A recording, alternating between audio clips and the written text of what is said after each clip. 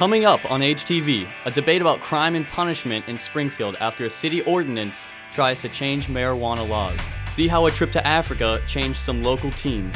Meet a Hillcrest girl who's a star on a national cable TV show. And learn more about the near-fatal crash of a recent Hillcrest graduate in August.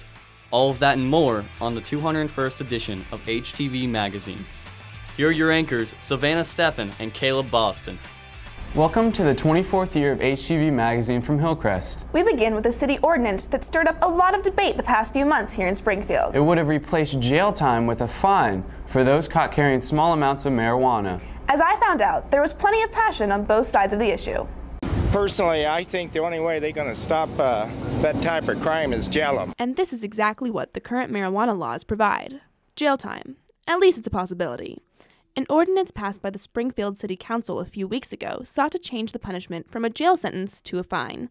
This got a lot of people talking. Most first-time offenders do not receive jail time for a marijuana offense, and therefore I think it's a superfluous, unneeded law. If alcohol is legal, I think marijuana should be, because you can't die from marijuana overdose. Hemp is the cheapest fiber and the strongest fiber to manufacture, and I think it would greatly help our economy if we were able to, use that. The debate on relaxing marijuana penalties was one thing, but the ordinance itself was flawed, according to those who would have to enforce it, including Chief of Police Paul Williams. It would mandate that you could only write a ticket.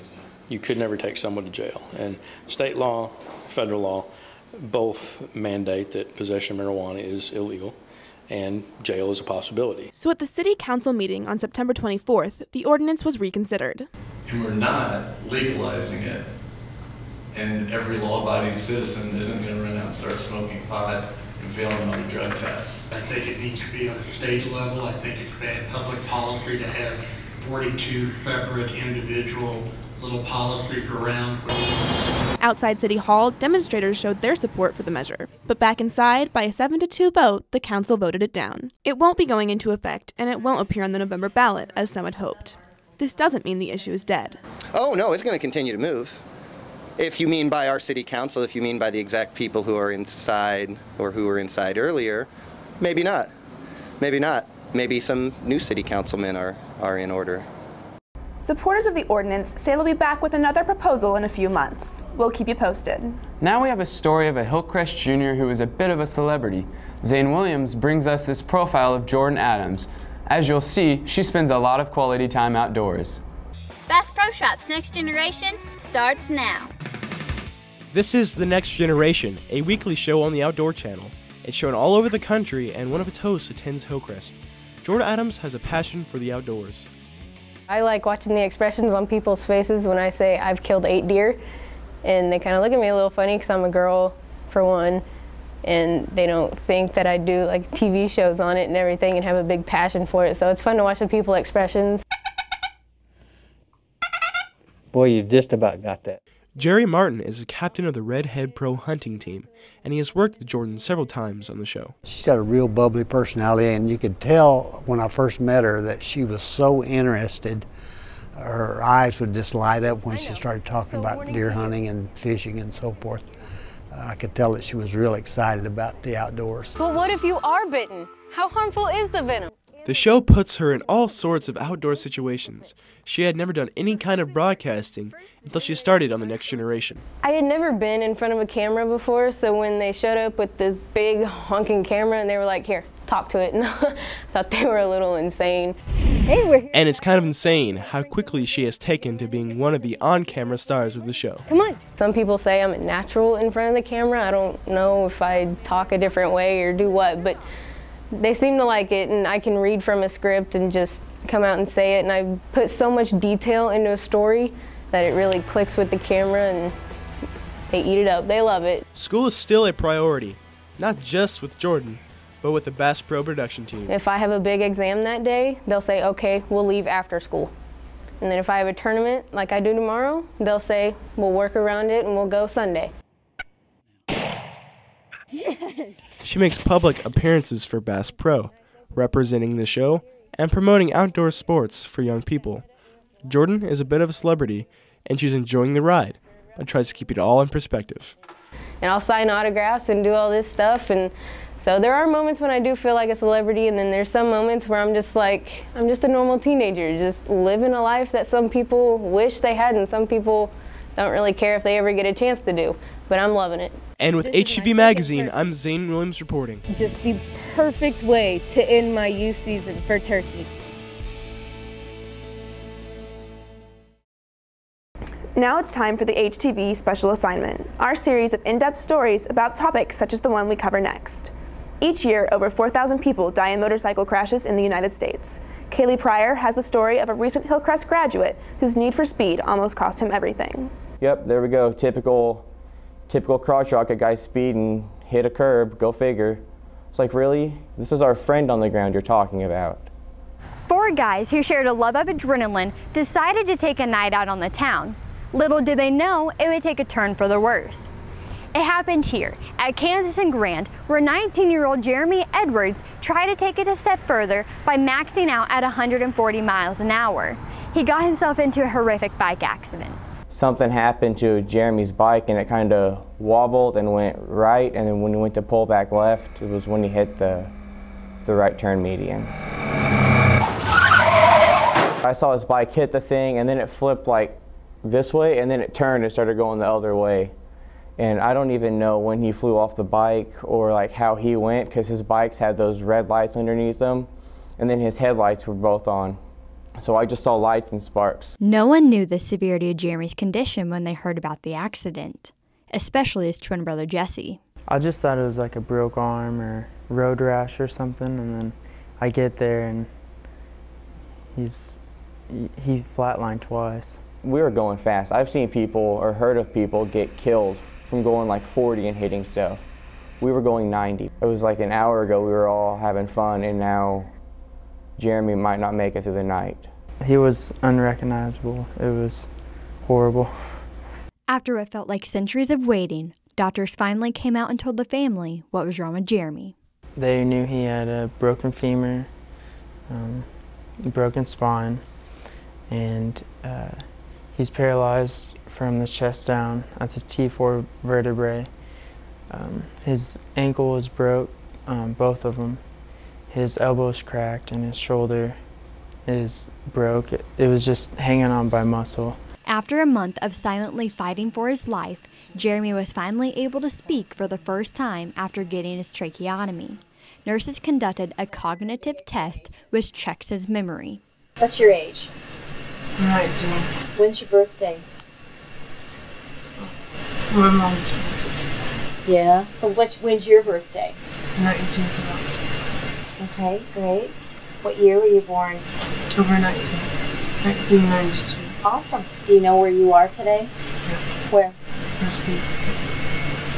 Mercy St. John's. What's Springfield?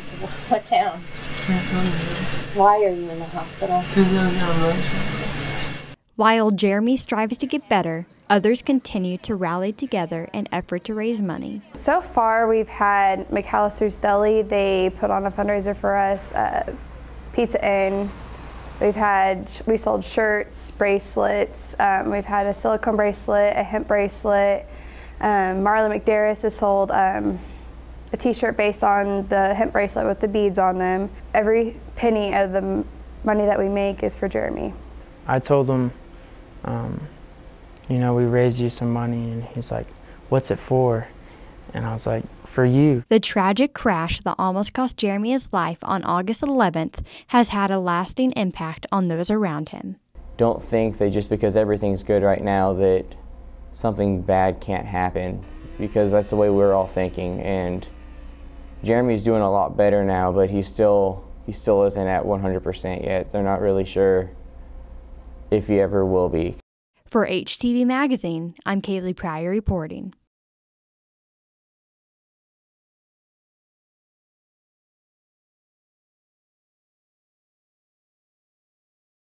This past summer, a group of teens from the Ozarks took the trip of a lifetime to Africa, thanks to, of all things, a local chocolate shop. Macy Jenkins explains in our next story. It's a chocolate factory, but it's so much more. In addition to making profits, they're making a difference. Chocolate University is really a lot of different programs, elementary school, middle school, high school programs. The idea is to teach young people about social entrepreneurship and to teach them about a world beyond Springfield, Missouri. It was just perfect. Like everything that you would want out of a program, it had. Every summer, Sean Askinosie takes his program Chocolate University overseas to farms that supply cocoa beans to his Northside business. A dozen young people get to be involved in the business side of his operation, but there is so much more going on than just that.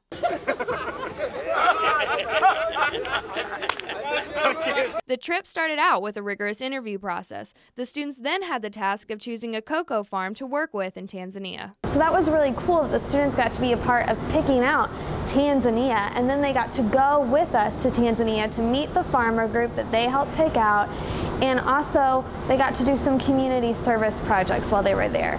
One of the projects we did was wire computers there so they could have an educational system that were loaded on the computer so they could learn more than the teachers were capable of teaching them. Another thing we did is we were able to raise money for a computer science teacher so that he can help run the program while we're not there. The second community project we did, though, was start our sustainable lunch program. The whole concept is that Sean went to the teachers and was like, well, how can we help you? What is your biggest problem? And the biggest problem was malnutrition. This lunch program, along with many other service projects, helped to solve many problems the people of Tanzania were facing. This trip gave the students of Chocolate University a different perspective of the people they helped. Whenever you think about Africa, and specifically impoverished villages in Africa, you think of those like UNICEF videos with like the distilled bellies, like deprived people who are like just terribly upset and their lives are miserable, but that's the exact opposite of what you experienced. They're more than hospitable and absolutely love being able to interact with us, and they also just appreciate what we're doing. These students had the opportunity to experience a whole new culture, all while helping and making a much-needed difference. Now, they are trying to raise global awareness among teens. In order to be a global thinker, you have to experience something outside of your own community. At Askinosie, we strongly believe that by exposing students to a world beyond their own at a really young age, that is the way that we can change the world. For HTV Magazine, I'm Macy Jenkins reporting. Every once in a while, we'll take a quick look at a Hillcrest story or event. This time, Caleb has a look at something a lot of schools can relate to: construction and big changes to the school building.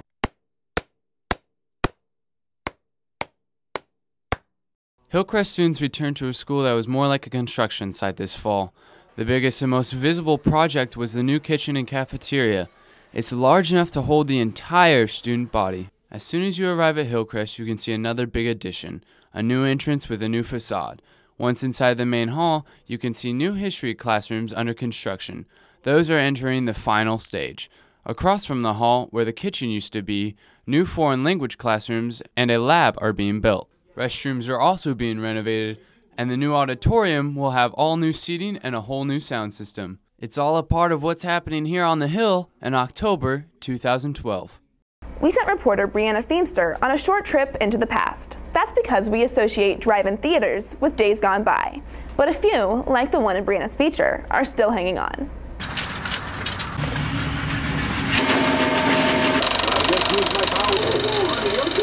The Owen Theater in Seymour is one of only 4 drive-ins still operating in the Ozarks. They're open for business on the weekends, showing recent movies outdoors, and the fun starts early. The whole family can come together and have a good time right before it gets dark. The man counting the money is Harold Owen, who started it all along with his father 60 years ago. Now Harold's daughter, Betty Graff, is in charge. She says people come from all around to enjoy the comfort of the drive-in. Ladies, you can come. We don't have to put your face on. You can come in your jammies and your t-shirt and your fluffy house shoes and be comfortable. That's what it's all about. My favorite thing about a drive-in is probably that we actually get to be together as in a group instead of having to sit in our individual seats, and you can actually get comfy. Towns like Seymour always had drive-ins back before television started taking over, so Betty grew up working in the family business. I've always done this since I've been about 8, and we'll continue to do it until We're just no longer here. It is obviously getting harder and harder to draw a crowd. I think they're going to go out of business, and the red box has really got people wanting to stay home. I think it's dying down a little bit, but I hope it stays in business. Moviegoers aren't the only ones who hope they stay around. I'd like to keep it going as long as we can. I really would, because I would really miss it. Kind of break my heart to close it. Greg, the projectionist, will have the movie ready to roll if you want to enjoy a slice of America's past before it goes away. You're watching a movie outdoors, you can't really beat it. For HTV Magazine, I'm Brianna Feemster reporting. Now we focus on a Springfield organization that has a global reach. It's called Project Rescue. A couple of former Hillcrest students are very involved with this nonprofit effort. Kelsey Williams reports. Project Rescue exists to rescue and restore victims of sex slavery. This Christian organization, headquartered here in Springfield, reaches across the continents to places like India, Nepal, and Bangladesh, providing rescue, aftercare homes, restoration, and most of all hope for those caught in the web of sex slavery. Chelsea Stout works full-time at Project Rescue, where they also provide important vocational training to women trying to escape the trade. As many of the women were trafficked very young, and so they don't have any job training or any education. And so this helps them to come out of sexual slavery because they have a job that they can do. They can start their own business, or they can work by making these products in order to support themselves. John and Jennifer Barrett met while they attended Hillcrest and were later married. Now John works at Project Rescue, and it was Jennifer's parents, David and Beth Grant, that founded the organization. Jennifer was 12 years old when the Grants, working as missionaries, first rescued young girls from the sex trade. I was there when they took the first group of young girls, ages probably 9 to 15, out of the red light district in Bombay, India, and brought them into a place of safety.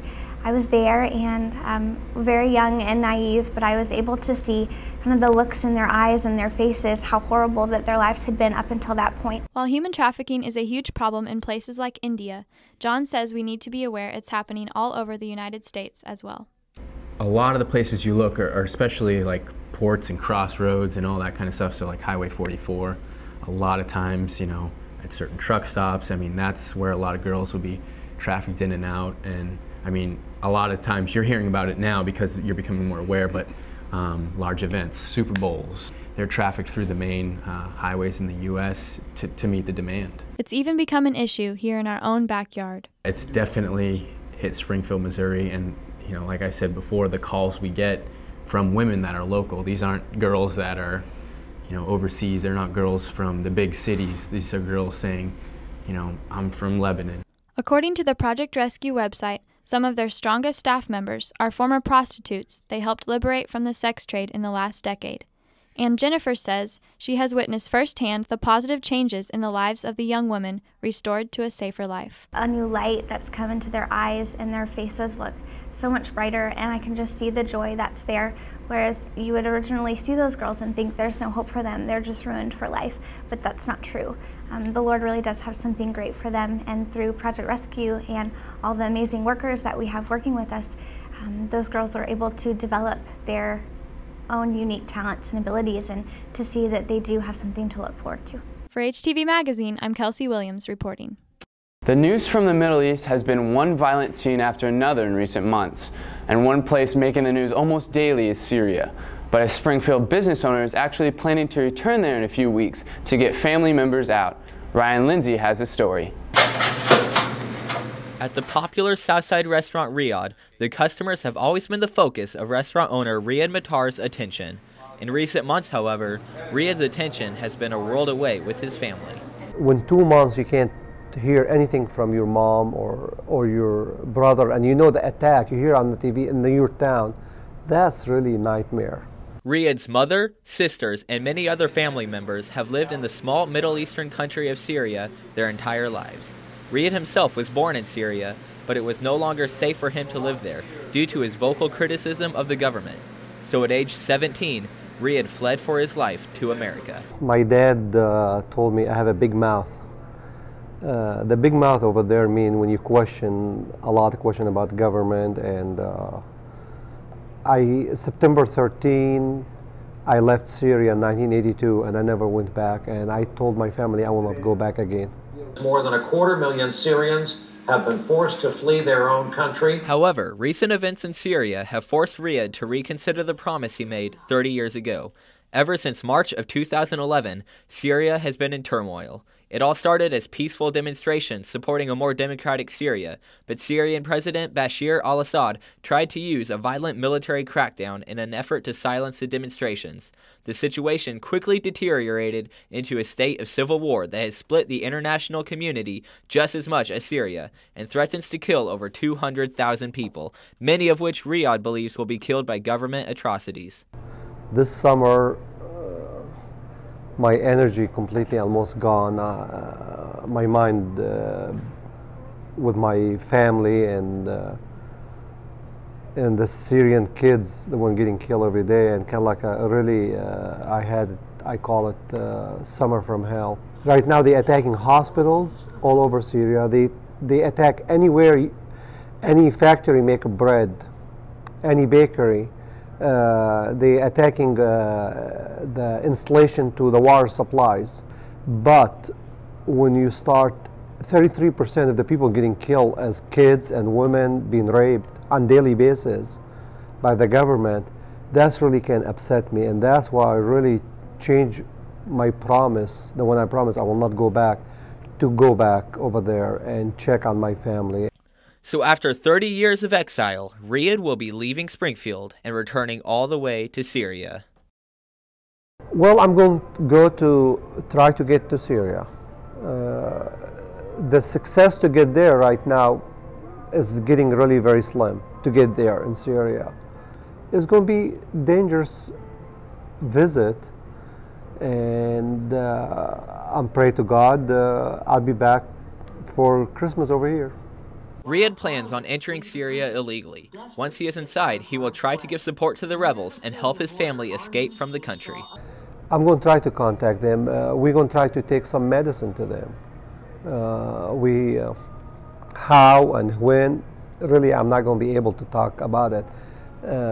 In spite of the danger he will be facing in Syria, Riyadh admits that the worst part of his mission will be leaving all the family he has in Springfield, especially his grandson, who he says is a reminder to him of all the suffering that the Syrian people are going through. But the one I'm going to miss the most is I have a 2-year-old grandson, Cameron, and that's really going to turn me up. I see kids the same way being shot, and I say, what the suffering they're going through. I hope none of them being raped or killed or slaughtered. A few days after I interviewed Riyadh, he received news that his brother had been tracked down, jailed, and murdered by the Syrian government. This forced Riyadh to move his plans to leave the country up a few days and will only increase the amount of danger Riyadh will be in while in Syria. The news I got last Thursday after he was escaped jail from Syria and he went to Saudi Arabia. He was killed over there. Right now going to Syria is a kind of like 100% suicide. And my brother, since he's the one I was depend on him for the communication and everything over there, he's gone. My brother never ever think to be a terrorist or be extremist, like the Syrian government labeled the rebel as extremists, as terrorists, Al-Qaeda. They're not. They just people like me over here. They want a better life for their kids. They want a freedom. They want a respect, like what we enjoyed in the United States over here. But his wife is also, as she's pharmacist, she will be killed over there very fast. Even with an almost certain chance of getting seriously injured, imprisoned, or killed, Riyadh believes that a free Syria and his surviving family's safety is worth the risk. I need to go. Can I change much about it? May not. Can I throw some seed over there for them to be freedom, not to kill their dream, because they have dream they like to live in, and I don't want their dream to die. I will be careful. I'm not going to do anything foolish, and after that, let it in God's hand. Absolutely. For HTV Magazine, I'm Ryan Lindsay reporting. If you have an all-terrain vehicle, you're probably always looking for a new place to ride it. And reporter Cody House has just a spot for you in our next story. It's about the side of a former mine that now provides some great, fast-paced fun. There's many parks in Missouri that families can enjoy anything from hiking to swimming to off-roading, but none are quite as large as this. Welcome to St. Joe State Park. St. Joe State Park is located in what used to be known as the Lead Belt. For over a century, that area of Missouri produced roughly 70% of lead for the U.S. After the supply of lead was exhausted, the Minerals Corporation donated the land to be turned into a state park. In the aftermath of the mining, much of the limestone was crushed in the sand and covered the ground for acres in every direction. Today, 2,000 of the park's 8,238 acres are dedicated to off-road riding. Though it's a park in the middle of Missouri, it's attracted more than just locals. We had a chance to meet up with a man from Israel that enjoys bringing his family along with him. Off-highway vehicles, for me is and my family. We like coming here and riding and spending time together. Sometimes I come here with part of the family. Sometimes my wife joins me also. Usually on summer when we can go into the little lake over here, stuff like that. And having fun with the family. That's basically it. For many regulars at the park, however, it's more than just an off-roading site. It's a lifestyle. I've been coming down here way before it was a state park. Yeah. That's probably been 30 years. With tradition like that, bonds must be hard to break with such a familiar place. I've been to the Badlands in Indiana, and out to Columbia a couple times, but this one here's pretty much got everything. It is advised to always be cautious when off-roading, however. In years past, there has been an average of about 140,000 injuries and 500 deaths reported from riding. Noting the fact that it can be dangerous and that medical aid may be far away can help you and the others around you stay safe while enjoying yourselves out on the trails. For HTV Magazine, this is Cody House reporting. That brings HTV number 201 to a close. We'll be back in a few weeks with our next show. In the meantime, we always value your feedback. You can write us at info@htvmagazine.com, and remember to check out our Facebook page. You can also keep up with our activities by following us on Twitter at HTVBuzz. I'm Savannah Steffen. And I'm Caleb Boston. Thanks for watching.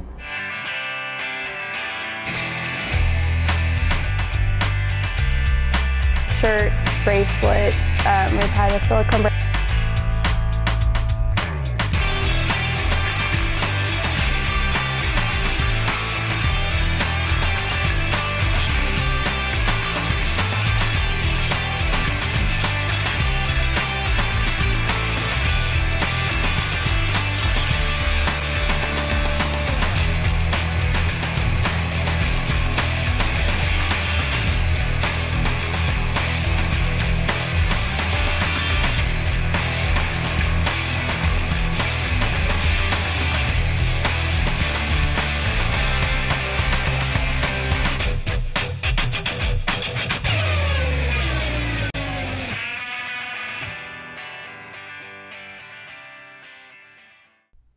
What happened to the story about my friend the painter?